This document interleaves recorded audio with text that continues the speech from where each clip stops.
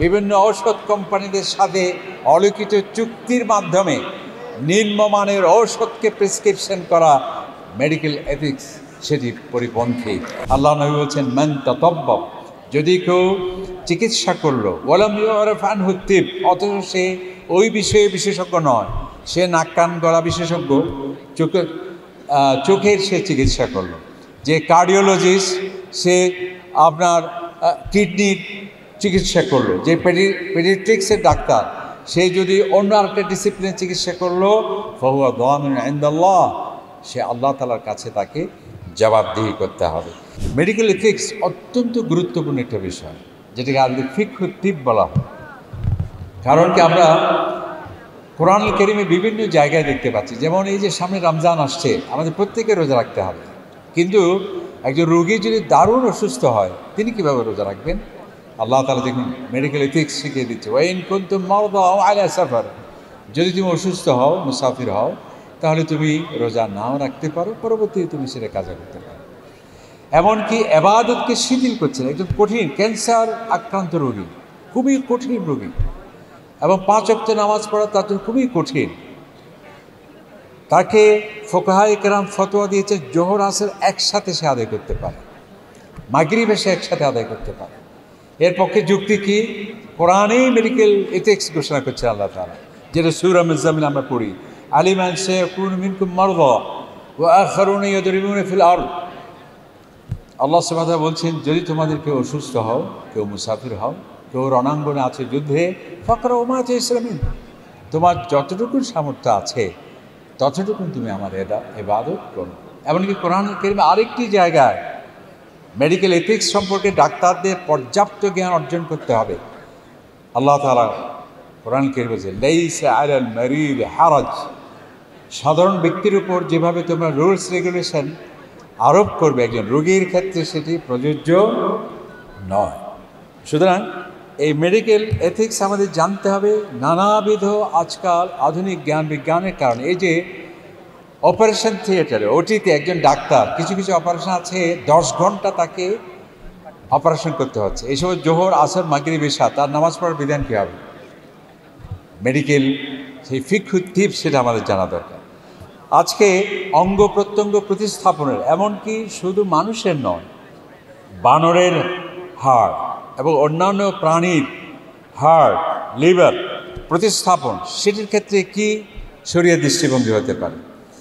এরপর রক্তদানের ক্ষেত্রে কি হতে পারে?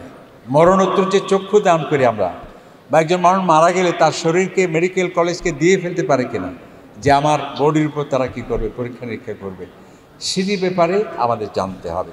এমনকি মিল্ক ব্যাংক, আপনারা জানেন যে এটা বিশাল একটা সমালোচনা ঝড় উঠছিল, সেটি জায়গা আছে। ক্লোনিং আজকাল কিন্তু বিভিন্ন প্রাণীতে ক্লোনিং চলছে, মানুষের ক্লোনিং করা যাবে কিনা, মেডিকেল প্রয়োজন সেখানে। এরপরে যে টেস্ট টিউবের সন্তান, শুধু তাই নয়, ইদানিং আরেকটি প্রশ্নের প্রায় আমরা মুখোমুখি হই, যে মনে করেন একজন নারী, তার ডিম্বাণু নেই, কিন্তু তার স্বামীর শুক্রকীট আছে।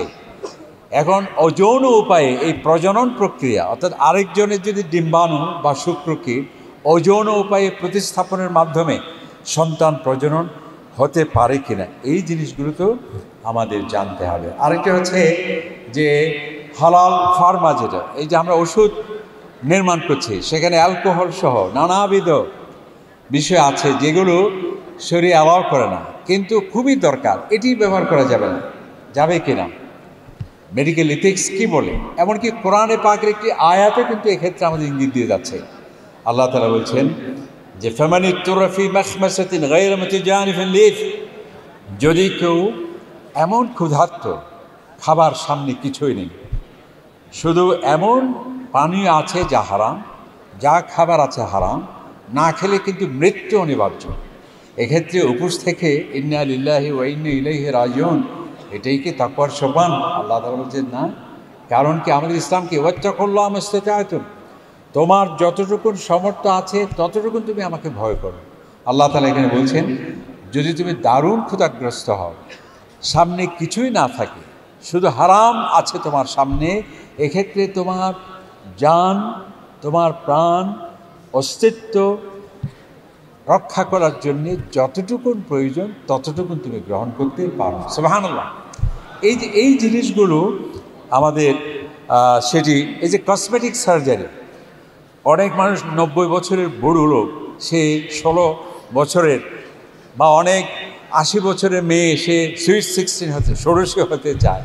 এই যে কসমেটিক সার্জারি সেটা জায়গা আছে কিনা, অথবা অনেকের ত্রুটি বিচ্যুতি আমরা বলবো না, জন্মগত নানা কিছু থাকে, ঠোঁট ওট, এগুলো সার্জারির ক্ষেত্রে কী বিষয় আছে সেগুলো। এরপরে আমাকে বলা হয়েছে যে ডাক্তারদের প্র্যাকটিসের ক্ষেত্রে যে আমাদের কি ইথিক্স, প্রথম হচ্ছে কোনো মানুষের শরীর ব্যবসায়িক পণ্য হতে পারে না। আপনি যব, ধান, সরিষার তেল, ভোজ্য পণ্য এগুলো ব্যবসা করতে পারেন, মানুষের শরীর নিয়ে আপনি ব্যবসা করতে পারেন। আপনাকে এখলাস থাকতে হবে, মহান পেশা আপনার, সেটাকে আপনাকে খেয়াল রাখতে হবে। এবং আপনি না জেনে আপনি চিকিৎসা করতে পারবেন না। ওই যে আল্লাহ রসুল বলেছেন, কি যুগান্ত করে হাদিস, মেডিকেল সায়েন্টিস্টরা অবাক পেয়ে যায় যে আজ থেকে 1500 বছর আগে এই ধরনের হাদিস কীভাবে, এবং এটি প্রমাণ বহন করে আমার নবী যে সত্য, ইসলাম সত্য। আল্লাহ নবী বলছেন, মান তাতাব্বাব, যদি কেউ চিকিৎসা করলো, ওয়ালাম ইউরাফ আনহু তিব, অথচ সে ওই বিষয়ে বিশেষজ্ঞ নয়, সে নাক কান গলা বিশেষজ্ঞ, চোখের সে চিকিৎসা করলো। যে কার্ডিওলজিস্ট, সে আপনার কিডনির চিকিৎসা করলো। যে পেডিয়াট্রিক্সের ডাক্তার, সে যদি অন্য আরেকটা ডিসিপ্লিনের চিকিৎসা করলো, ফাহুয়া দামিন ইনদাল্লাহ, সে আল্লাহ তাআলার কাছে তাকে জবাবদিহি করতে হবে। এরপর হচ্ছে রোগীদের গোপনীয়তা আমাদের রক্ষা করতে হবে। অপ্রয়োজনীয় কেবল বাণিজ্যিক স্বার্থকে প্রাধান্য দিয়ে বিভিন্ন ঔষধ কোম্পানিদের সাথে অলিখিত চুক্তির মাধ্যমে নিম্নমানের ঔষধকে প্রেসক্রিপশন করা মেডিকেল এথিক্স, সেটি পরিপন্থী। এরপর হচ্ছে জাতি, ধর্ম, বর্ণ নির্বিশেষে একজন অমুসলিম ডাক্তার থেকে আমি চিকিৎসা দিতে পারি, আপনি একজন মুসলিম ডাক্তার হয়ে অমুসলিমকে আপনি চিকিৎসা দিতে পারেন। এর জন্য মুফতি সাহেবের ফতোয়া নয়, স্বয়ং নবী করিম সাল্লাল্লাহু আলাইহি সাল্লাম যখন তিনি একজন অসুস্থ সাহাবীকে দেখতে গেলেন, তিনি তো ইচ্ছে করলে দোয়া করলেই সাথে সাথে ভালো হয়ে যেত। তিনি বললেন যে তোমার এই রোগের চিকিৎসা তায়েফে একজন ডাক্তার আছে, হারিস বিন হিল্লিজা, তার কাছে তুমি যাও। তার মানে একজন ডাক্তার, তার কাছে রোগী আসছে, তিনি যদি জানেন এর বিশেষজ্ঞ আমি নই, আরেকজন এক্সপার্ট, তার কাছে রেফার করা, এটাই হচ্ছে মেডিকেল এথিক্স। স্বয়ং নবী করিম সাল্লাল্লাহু আলাইহি ওয়াসাল্লাম সেটি দিয়েছে। একজন মানুষের সে নর্মাল ডেলিভারি হতে পারে, কিন্তু আমি ফোর্স কি করলাম, সার্জারিক্যাল অপারেশনের সিদ্ধান্ত নিলাম, মেডিকেল এথিক্স সেটি পরিপন্থী। তো এই জিনিসগুলো আমাদের খেয়াল রাখতে হবে। এবং আমাদের যেই বিষয়ে জ্ঞান নেই সেই বিষয়ে প্রেসক্রিপশন লেখার কোনো অধিকার নেই। আল্লাহ তাআলা বলেন, যে বিষয়ে তোমার জ্ঞান নেই সে বিষয়ে কথা বলার অধিকার তোমার নেই। আল্লাহ তাআলা বলেন, ফাসআল বি খাবীরা, তুমি যে এক্সপার্ট না হও, যে এক্সপার্ট আছে তাকে তুমি জিজ্ঞেস করো।